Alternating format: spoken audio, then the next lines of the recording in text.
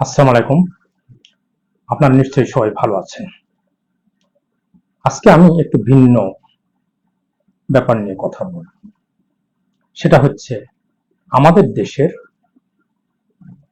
স্টুডেন্টদের ক্ষেত্রে ইংরেজি শেখার কিছু বিষয় নিয়ে। ইংরেজি যেহেতু আমাদের মাতৃভাষা নয়, এটা একটা ইন্টারন্যাশনাল ল্যাঙ্গুয়েজ এবং আমাদের দেশে এটাকে ফরেন ল্যাঙ্গুয়েজ হিসাবে আমরা ধরে নিই। যদিও সিএলটি মেথডে এটাকে সেকেন্ড ল্যাঙ্গুয়েজ হিসেবে ধরার কথা। আমি ওই কথার দিকে যাচ্ছি না।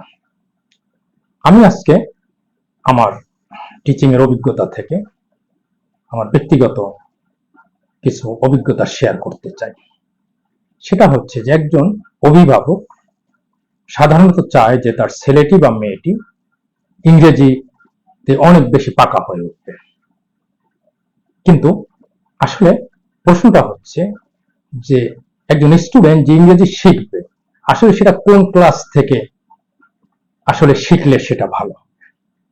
অর্থাৎ আমি বুঝাতে চাচ্ছি, ক্লাস 1 থেকে একটা স্টুডেন্ট যে অ্যালফাবেট গুলো শেখে, ছোট ওয়ার্ড শেখে, সেটা করে তারপর সে হাই স্কুলে আসে, ক্লাস 6 এ ভর্তি হয়, তখন সে ওই লেভেলেই থাকে। কিছু ওয়ার্ড থাকে, ছোট্ট বাক্য থাকে, টেক্সট বই যেটা থাকে সেখানে ছোট ছোট প্রশ্ন থাকে, উত্তর থাকে, ইন্ট্রোডিউসিং থাকে, এরকম। তো আমার প্রশ্ন হচ্ছে যে তাহলে কোন স্তর থেকে, কি 6 থেকে, না 7 থেকে, না 8 থেকে, কখন আসলে ইংরেজির বেসিক নলেজটা তাদেরকে দিতে পারলে সেটা পার্মানেন্ট হবে? আমি খুব ব্যক্তিগত অভিজ্ঞতা থেকে বলছি। আমি সাধারণত যেটা দেখে থাকি সেটা হচ্ছে একজন স্টুডেন্টের সাধারণত ক্লাস 8-এ যখন তারা ওঠে তখন তারা কিছুটা ম্যাচিউরড হয় বয়সের দিক থেকে, মেধার দিক থেকে। তখন থেকে যদি তাকে ইংরেজি খুব একটু খুব সিরিয়াসলি তাকে যদি শেখানো শুরু করা হয়, তাহলে ক্লাস 8, 9, 10 অর্থাৎ এসএসসির আগে 3 বছর তাকে ধাপে ধাপে ইংরেজি শেখানো সম্ভব। তাহলে প্রশ্ন হবে যে তাহলে 6, 7, 5 এই সময়টা তারা কি করে বেড়াবে, তারা তখন কি শিখবে না? আমি মনে করি, আমার ব্যক্তিগত অভিজ্ঞতা, ওই সময়টায় তাদের শুধুমাত্র তার টেক্সট বইটি পড়তে পারে কিনা, টেক্সট বইতে যে সমস্ত ছোটখাটো শব্দগুলো আছে সেগুলি বুঝতে পারে কিনা, অন্তত সেগুলির বাংলা মিনিংটা বোঝে কিনা, ছোটখাটো যে গ্রামার পয়েন্ট আছে, খুব ছোট্ট গ্রামার পয়েন্ট গুলো, পার্টস অফ স্পিচ, তারপর সেন্টেন্সের উপর যদি কিছু থাকে, ভয়েসের উপর খুব সাধারণ ধারণা, স্পিচের উপর অর্থাৎ ন্যারেশনের উপর সাধারণ ধারণা, খুব ডিপ ধারণা না।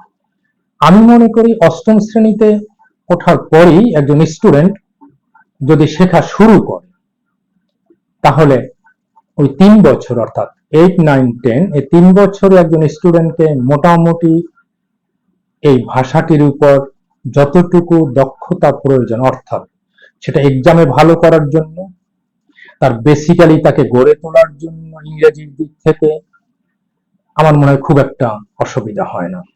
তারপর ইন্টারমিডিয়েটে যে 2 বছর থাকে সেখানে আসলে শেখানোর স্কোপ কিন্তু কম থাকে, কারণ ওই সময়টাতে স্টুডেন্টদের অন্যান্য যে সাবজেক্ট গুলো থাকে, সায়েন্সে যারা পড়াশোনা করে তাদের ফিজিক্স, কেমিস্ট্রি, ম্যাথ, বায়োলজি, আর্টসে যারা পড়ে তাদের ওরকম সাবজেক্ট আছে, তখন কিন্তু ইংরেজি ওইভাবে শেখা যেটা 8, 9, 10 যে লেভেলে আমরা শেখাতে চাই, অর্থাৎ 8, 9 লেভেলে আমরা কিন্তু বেসিক জায়গাগুলোতে শেখাতে হবে, অর্থাৎ ভোকাবুলারি গুলি শেখানো, গ্রামার পয়েন্ট গুলো সুন্দর করে শেখানো, সহজভাবে শেখানো, সেন্টেন্স প্যাটার্ন গুলো একটু শেখানো, এবং টেক্সট বই পড়িয়ে পড়িয়ে টেক্সট বই থেকে যে গ্রামার গুলি আছে সেখান থেকে পিক করে দেখিয়ে দেওয়া, টেক্সট বইতে ব্যবহৃত যে সমস্ত ভোকাবুলারি গুলি আছে সেগুলিকে ওখান থেকে দেখিয়ে দেওয়া যে কোন পার্টস অফ স্পিচে আছে, কন্টেক্সচুয়ালি ওই শব্দটির সেমান্টিক কি অর্থাৎ অর্থ কি সেটা বোঝানো, আর কোন কোন পার্টস অফ স্পিচ হওয়া সম্ভব, কতভাবে ব্যবহার হতে পারে, এইটা যে 3 বছর ধরে, আমি বলছি না এক ক্লাসে এটা সম্ভব না, 8, 9, 10 3 বছরে আমার অভিজ্ঞতা থেকে এটা সম্ভব। তাহলে একজন স্টুডেন্ট যতটা ইংলিশ ফোবিয়া থাকে সেটা আমার মনে কেটে ওঠা সম্ভব।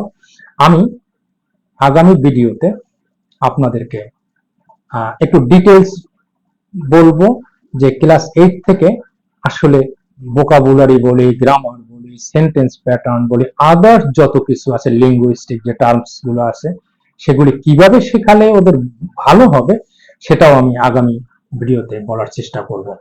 সবাই সুন্দর থাকবেন, ভালো থাকবেন। আজকে পর্যন্ত।